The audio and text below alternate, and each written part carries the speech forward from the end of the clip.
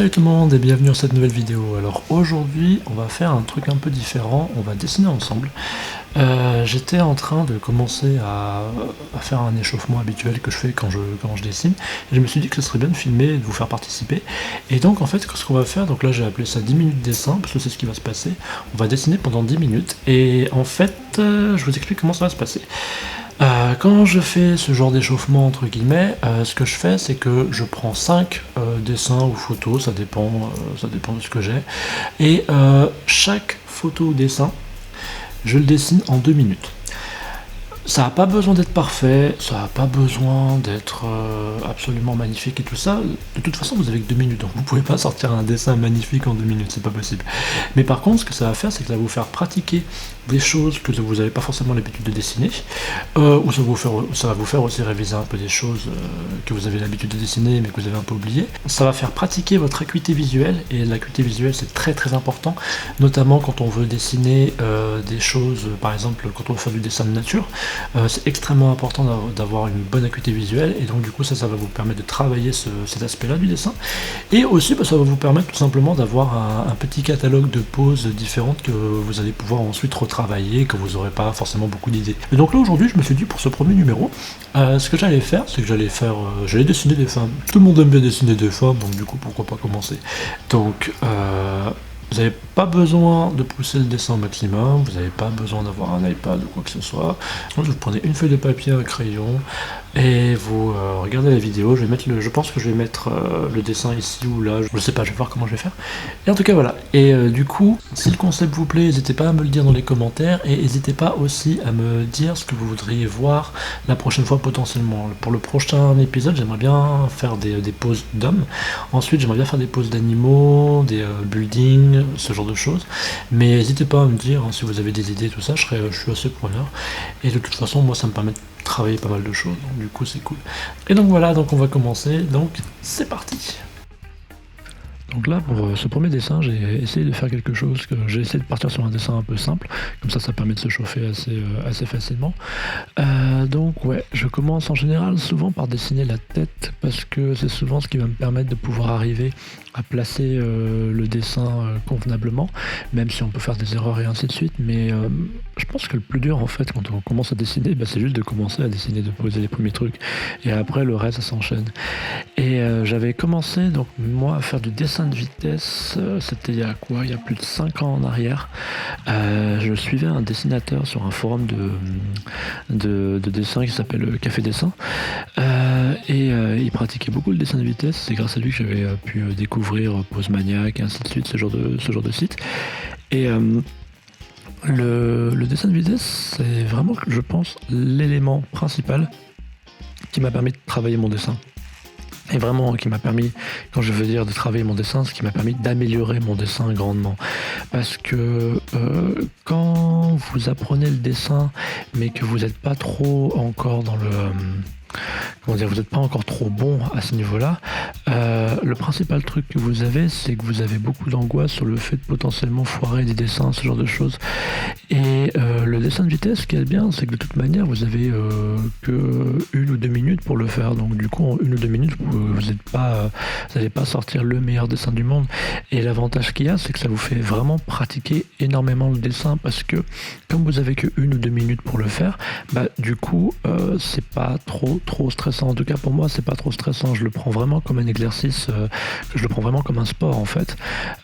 Et du coup, ce qui est bien aussi, comme je l'ai dit dans l'intro de la vidéo, c'est que c'est quelque chose qui vous permet, une fois que vous en faites régulièrement, d'avoir un ensemble de débuts de dessin qu'ensuite vous pouvez vraiment retravailler quand vous vous sentez dans le mood pour ça. Et donc là, vous voyez, en 2 minutes, j'ai pas fait, j'ai fait le dessin de base, mais j'ai pas non plus fait le dessin super fouillé, super détaillé, etc. Là, pour ce dessin, ça va être un petit peu plus compliqué, parce que je vais passer un peu trop de temps sur le visage, et en fait je vais un petit peu bâcler le bas du corps, même si ça rend quand même bien en 2 minutes, mais il y a pas mal d'éléments que j'avais un peu oubliés. Du coup, il y a aussi des petites erreurs que j'ai faites, notamment la tête n'est pas assez inclinée en fait, et du coup, ça change un petit peu la dynamique du dessin. Vous allez voir, hein, ça va être, vous le verrez vous-même. Et donc, ouais, donc si vous êtes quelqu'un qui en ce moment cherche vraiment à améliorer son dessin, à dessiner de mieux en mieux, le dessin de vitesse, je peux que vous le recommander parce que c'est vraiment le truc qui va vous permettre de pouvoir arriver à évoluer en fait. Parce que une fois que vous êtes habitué à en faire, votre acuité visuelle euh, est beaucoup mieux travaillée, si je puis dire, et donc ça va vous permettre de pouvoir dessiner plus facilement des choses d'après nature ou d'après photo, ce qui donc va vous permettre de pouvoir faire de meilleures illustrations ou bandes dessinées ou qu'importe ce que vous faites, mais ça va vous permettre d'avoir une force, une capacité de travail beaucoup plus forte parce que vous allez dessiner de manière beaucoup plus rapide pas mal de choses et après vous pourrez vous concentrer sur des détails qui donneront encore plus de profondeur à vos dessins et c'est comme ça que moi je prends le dessin de vitesse. C'est vraiment un côté pratique qui me permet d'améliorer pas mal de choses mais sans non plus trop me prendre la tête sur ce que je dessine. Et là par exemple vous voyez, donc là je suis en train de bâcler un petit peu tout ça, j'ai pas fait des petits détails dans la robe et ainsi de suite. Les jambes, bon, je les torche, hein, on va dire. Hein. J'ai pas de, comment dire, j'y vais pas trop en mode soigneux. Hein. Là, je me dis bon, il me reste pas beaucoup, ça va bientôt sonner. Et voilà, donc j'ai fini le dessin. Mais du coup, voilà, par exemple, si vous savez pas trop quoi dessiner, bah par exemple, là, déjà vous avez 2 dessins. Et après, vous pouvez les reprendre à votre style, vous pouvez changer des éléments, tout ça. Voilà, moi je sais que j'ai choisi ces dessins-là parce que je pensais que c'était des dessins qui étaient intéressants pour les gens qui regardent cette chaîne et qui cherchent à travailler qui cherchent à travailler leur dessin tout simplement. Et j'ai essayé de prendre des choses qui sont intéressantes, suffisamment différentes pour pouvoir amener un petit peu de challenge, mais en même temps qui vous permettent aussi de pouvoir arriver à faire quelque chose. Par exemple, ce dessin-là, ce qui est intéressant, c'est que c'est un dessin qui est très neutre.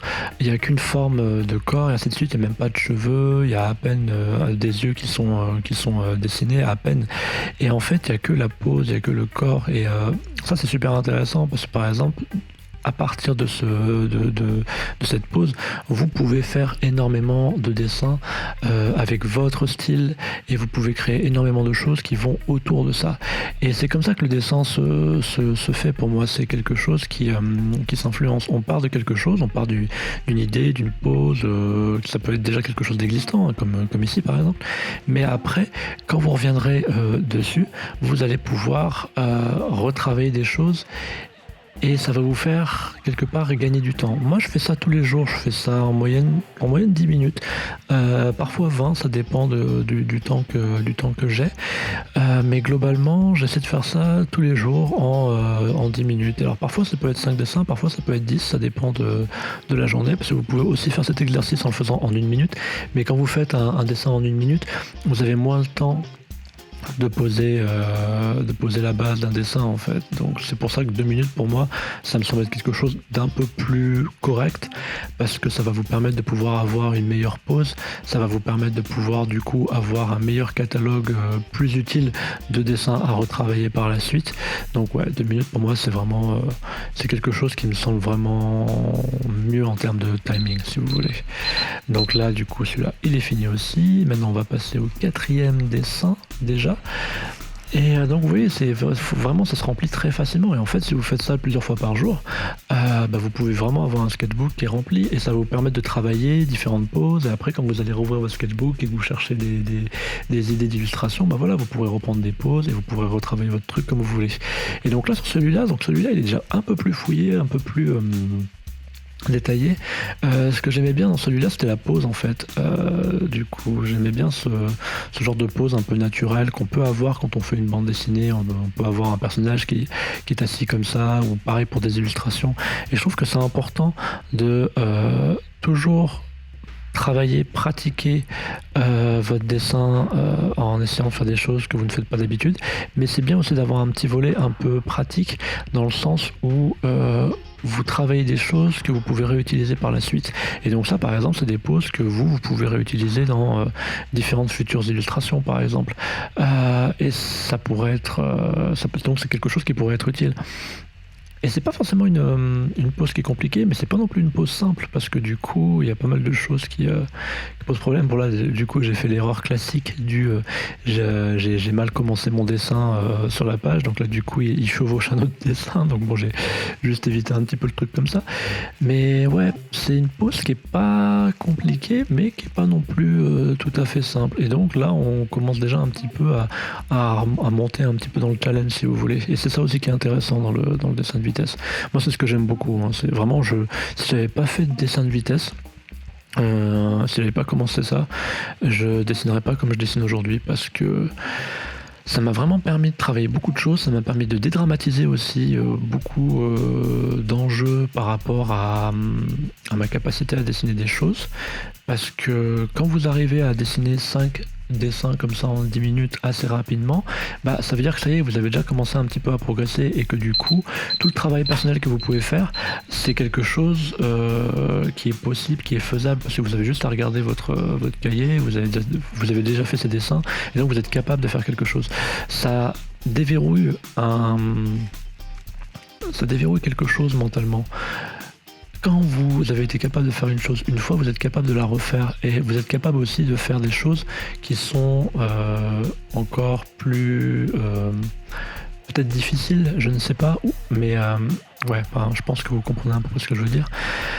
Et donc là, pour ce dernier dessin, je voulais vraiment faire une autre pose un petit peu différente, et comme vous avez pu voir, j'ai essayé d'alterner différents styles de dessin, parce que je trouve que c'est aussi important de varier un peu ses styles, parce que c'est en variant les styles qu'on arrive à trouver le sien, quelque part.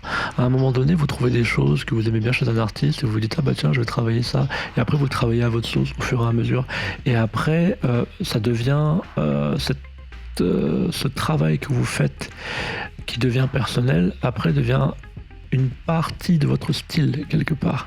La question du style, c'est vraiment super important, parce que c'est ce qui définit un artiste en soi, et le style participe énormément à l'histoire que vous voulez faire passer, à l'émotion que vous voulez faire passer, quelque part.